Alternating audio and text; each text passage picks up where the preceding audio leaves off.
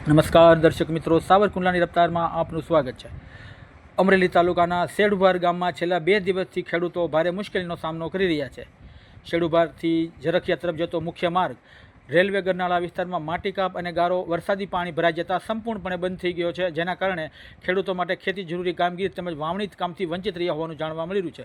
ખેડૂતોએ જણાવ્યું મુજબ વરસાદી માહોલ વચ્ચે સમયસર વાવણી કરવી ખૂબ જ જરૂરી છે, પરંતુ માર્ગ બંધ થઈ જતાં ટ્રેક્ટર, ખેતીના સાધનો તેમજ વાહન વ્યવહાર ખોરવાઈ ગયો છે, જેના કારણે ખેડૂતો ખેતર સુધી પહોંચવામાં ભારે હાલાકી પડી રહી છે અને મુશ્કેલીનો સામનો કરી રહ્યા છે। છેલ્લા 2 દિવસથી અનેક ખેડૂતો વાવણી કરી શક્યા, જેના કારણે ખેડૂતોમાં ભારે રોષ અને નારાજગીનો માહોલ જોવા મળી રહ્યો છે।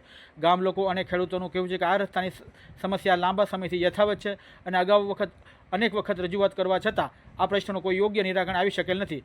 શેડુભાર ગામના ખેડૂત દ્વારા અમરેલીના ધારાસભ્ય તેમજ અમરેલીના સાંસદને અગાઉ લેખિત રજૂઆત કરીને આ રસ્તાનું કાયમી નિરાકરણ લાવવા માંગ કરવામાં આવી હતી, તેમજ આજ દિન સુધી ધારાસભ્યશ્રી કે સાંસદ સભ્યશ્રી દ્વારા આ અંગે કોઈ નિર્ણાયક કે યોગ્ય કાર્યવાહી કરવામાં આવી નથી હોવાનો પણ ખેડૂતો આક્ષેપ કરી રહ્યા છે।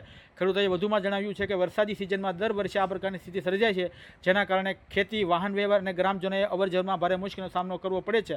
હાલ ખેડૂત દ્વારા તાત્કાલિક અસરથી રસ્તાની મરામત તથા પાણી નિકાલની યોગ્ય વ્યવસ્થા કરવાની માંગ ઉઠાવી રહ્યા છે, ત્યારે હવે જોવું રહ્યું કે વહીવટી તંત્ર અને ચૂંટાયેલા પ્રતિનિધિઓ ખેડૂતનો આ પ્રશ્ન કેટલી ઝડપથી યોગ્ય નિકાલ લાવે છે તે તો આવનારો સમય કહેશે, પણ હાલમાં તો ખેડૂત વર્ગ આ પ્રશ્ને હેરાન અને પરેશાન થઈ રહ્યો છે। Bureau report, Savarkundla રફતાર, Rafiq Chauhan, Amreli, Sarfaraz Khokhar, Vijpadi.